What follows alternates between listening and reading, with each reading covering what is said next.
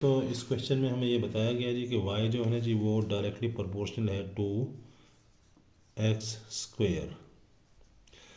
अब ये directly proportional का जो साइन होता है वो ये होता है, इसको हम इक्वल में किस तरह चेंज करेंगे, y is equal to K x square.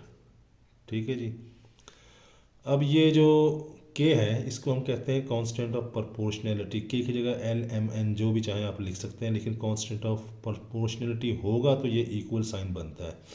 अब ये कांस्टेंट ऑफ प्रोपोर्शनलिटी होता क्या, इसके लिए समझने के लिए आप ये समझ लें कि जी हमारे पास फर्स्ट करें y की वैल्यू है हमारे पास 8। ठीक है जी। और x की वैल्यू है हमारे पास 2। तो अब ये जो एक है ना relation y directly proportional to x के, इसके अंदर रखें ज़रा इसको। तो ये 8 डायरेक्टली प्रोपोर्शनल, y की जगह 8 लिखा, proportional to x square, x की जगह लिखा 2 और स्केयर। ठीक है जी। अब ये आ जाएगा हमारे पास 8 इज़ प्रोपोर्शनल टू 4। ठीक है, लेकिन ये इक्वल तो नहीं है ना। इक्वल के लिए क्या करेंगे, हम इसको 2 से मल्टीप्लाई करना पड़ेगा इसको। तो हमारे पास आ जाएगा 8 इज़ इक्वल टू 8। तो ये जो 2 है ना जी, इसको हम कहते हैं कांस्टेंट ऑफ प्रोपोर्शनैलिटी। ठीक है जी। इसी तरह से आगे चलें। फ़र्ज़ करें y की वैल्यू हमारे पास होती है सपोज 32 और हमारे पास x की वैल्यू आती है 4। ठीक है, दोबारा इस इक्वेशन में रखें 32 प्रोपोर्शनल टू x का स्केयर यानी कि 4 का स्केयर। ये आ गया 32 और ये आ गया जी प्रोपोर्शनल 16। अब ये 16 जो है ये 32 के इक्वल नहीं है जब तक मैं इसको 2 से मल्टीप्लाई ना करूं। ठीक है जी। तो 2 से मल्टीप्लाई करूंगा तो ये 32 इज़ इक्वल टू 32 आ जाएगा।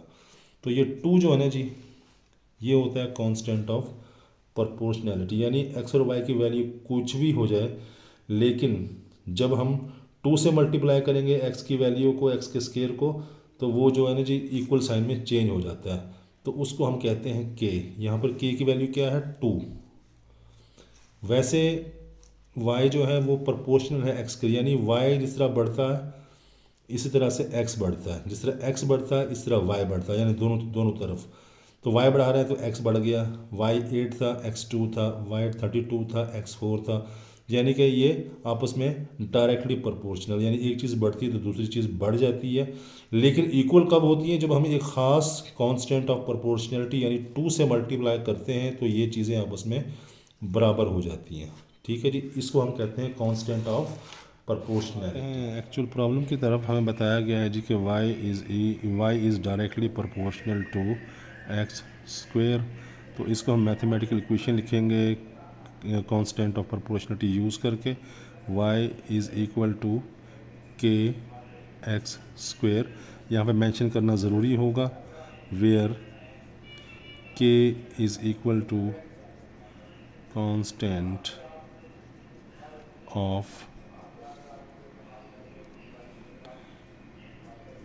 प्रोपोर्शनैलिटी।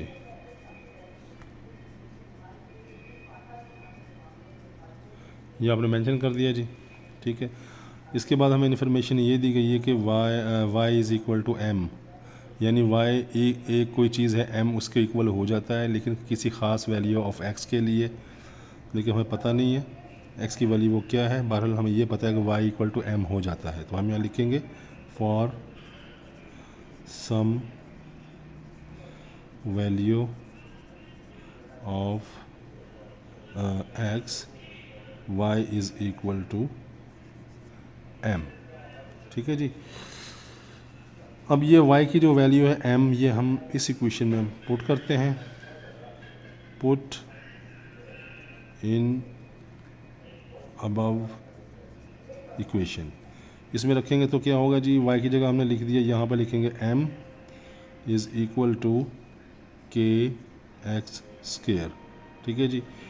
अब यहाँ से हमने जो है ना k की वैल्यू निकाल लें, क्योंकि इसको हम आगे यूज़ करेंगे। k is equal to m x square, यानी k को यहाँ छोड़ा, x को m के नीचे ले आए, तो हमारे पास k equal to M over x square बन गया हमारे पास। ठीक है जी। इसके बाद हमें ये बताया गया जी कि अगर x को डबल कर दिया जाए, जो पूछा गया हमसे, अगर x को डबल कर दिया जाए तो y को in terms of m express करें।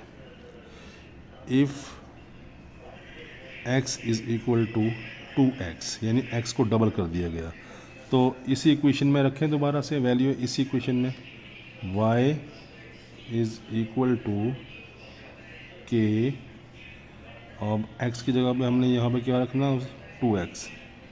2x square. तो इसको हम हल करेंगे तो हमारे पास y is equal to k 4x square बन जाएगा। इसका स्क्वायर खोलेंगे 2 4 बन गया और x स्क्वायर बन गया। ठीक है जी। अब इसके बाद क्या करना, ये जो k है ना, ये वाला, इसकी जगह पे हम ये लिख देंगे k is equal to this, तो k की जगह पे हम ये लिखेंगे अगले स्टेप में, y is equal to m x square, k की जगह लिख दिया, आगे क्या था जी 4x स्क्वायर, ये x स्क्वायर नीचे, ये ऊपर, इसको हमने आपस में कैंसिल कर दिया, तो हमारे पास क्या रह गया जी y is equal to 4m, यानी 4m। तो दोस्तों यही हमसे पूछा गया था कि y को इन टर्म्स ऑफ m आपने एक्सप्रेस करना, तो ये हमारा आंसर है ये वाला। ठीक है जी, y इक्वल टू 4m। तो दोस्तों उम्मीद है कि आपको समझ आई होगी। अगर कोई बात समझ नहीं आई तो आप कमेंट्स में लिख के पूछ सकते हैं। और आखिर में आपसे यही रिक्वेस्ट करेंगे कि अगर आपको हमारी ये काविश पसंद आती है तो काइंडली हमें सब्सक्राइब कीजिए, इससे हमें इनकरेजमेंट मिलती है, हम मज़ीद ऐसी वीडियोज़ लेके आएंगे। Thank you very much.